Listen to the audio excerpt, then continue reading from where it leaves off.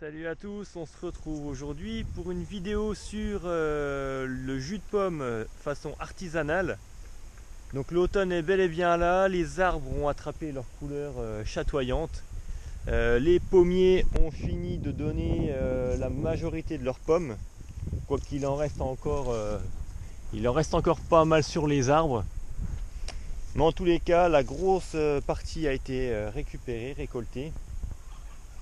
Donc là, pour exemple, cette année, sur 3 pommiers, on a récolté pas loin d'1 tonne de pommes. Donc il a bien fallu en faire quelque chose. Et donc dans cette vidéo, je vous propose de vous expliquer la réalisation du jus de pomme de façon artisanale. Allez, c'est parti. Alors c'est vrai que d'ordinaire, hein, dans les années plutôt creuses au niveau de la production des fruits, on réalise notre jus de fruits, jus de pomme, jus de poire, plutôt avec un pressoir familial, on va dire, comme vous avez l'habitude de voir, hein, le petit pressoir en bois, comme vous avez à l'image. Mais là, cette année, au vu de la quantité de fruits sur les arbres, on ne pouvait pas opter pour cette méthode-là, puisque l'étape stérilisation aurait été beaucoup trop fastidieuse. Et puis, on n'avait évidemment pas non plus le nombre suffisant de contenants pour pouvoir mettre le jus en bouteille. Donc, on a opté pour le pressage dans une ferme. Alors direction la ferme Chauzel, qui est tout proche de chez nous, hein, à quelques kilomètres. Une ferme assez diversifiée qui produit de la viande et qui fait également cette saison, puis même toute l'année d'ailleurs, du pressage de fruits. Alors on y va, c'est parti, et on vous explique toutes les étapes de la réalisation de ce jus de pomme à la ferme. Pour commencer, bien évidemment, il va falloir nettoyer soigneusement vos fruits, hein, sinon la terre éventuelle ou les feuilles, les brins d'herbe sur les fruits vont finir par se retrouver d'une façon plus ou moins grossière dans le jus de pomme. Donc on va éviter ça en nettoyant correctement nos fruits. Alors une fois qu'on a nettoyé nos fruits, direction la ferme et direction le pressoir. On arrive sur les lieux. Alors j'ai oublié de vous filmer la première étape, là où on va déverser tous nos fruits dans cette espèce de grosse cuve avec une vis qui pousse les fruits vers le tapis que vous avez là tout de suite à l'image. Les fruits arrivent donc sur ce petit tapis roulant. Donc on voit, hein, c'est du matériel bien artisanal, hein, une petite fabrication maison qui se sont faites, mais bien productive, puisqu'ils arrivent quand même à presser pas loin de 200 000 litres de jus par année. Cette année sera une année exceptionnelle pour eux également, puisque tout le monde dans le coin a vraiment eu beaucoup de fruits. Et beaucoup se sont tournés vers cette alternative du pressage à la ferme.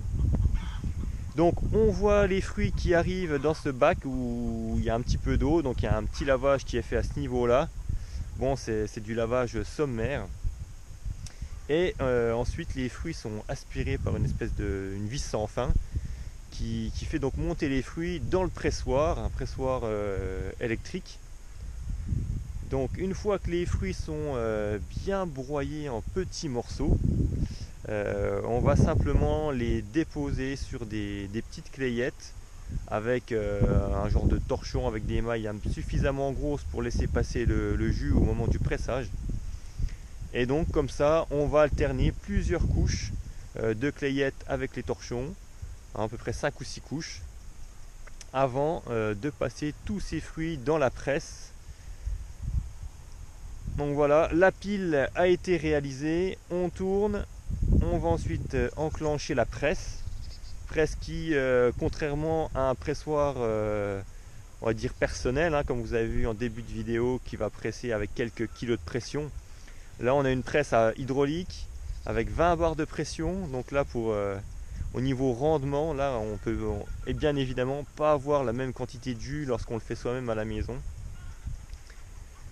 Donc cette presse à 20 bars va extraire un maximum de jus. Là on le voit, ça coule à flot. Et ensuite il suffit de recharger de l'autre côté la pile. Et puis le restant, tout ce qui reste coincé dans les tapis va être jeté sur l'arrière. Alors rien n'est perdu, puisqu'ici dans la ferme, tous les déchets de ce pressage de jus de pomme ou de poire est donné au bétail. au bétail ou aux moutons, puisqu'ils font, de la vache, ils font de la limousine et ils font également du mouton. Alors bien sûr, hein, la grande majorité de l'alimentation c'est de l'herbe, hein. Je vous rappelle qu'une vache c'est herbivore et non frugivore, mais un petit complément d'alimentation avec quelques morceaux de pommes, ça leur fait bien plaisir également. Alors une fois tout le jus pressé, hein, il est mis dans des cuves pour ensuite aller à la direction de la stérilisation. Donc hein, c'est tout simple hein, comme mécanisme, c'est simplement des pompes, genre pompe vide-cave, qui vont ensuite amener le jus au stérilisateur. Le stérilisateur, c'est donc l'étape qui va permettre de conserver notre jus de pomme pendant 2 ans en bouteille. Alors il ne fait qu'un passage, hein, un passage rapide, le temps de monter à 80 degrés dans le stérilisateur. Pas de stérilisation longue comme on peut le faire à la maison, du genre 30 minutes dans le stérilisateur, ce qui ferait perdre beaucoup de vitamines et beaucoup de minéraux à notre jus de pomme. Donc là, grâce à cette technique, c'est un passage éclair dans le stérilisateur et puis ensuite va suivre la mise en bouteille. Et puis voilà, donc en 2 heures, on aura réalisé 120 litres de jus de pomme. Et on y est également retourné une deuxième fois, comme vous avez vu donc en début de vidéo où on lavait nos poires. On a réalisé également du jus pomme-poire, donc avec 100 kg de poire et à peu près 120 kg de pommes, ce qui nous a donné à peu près 130 litres également de jus de pomme-poire.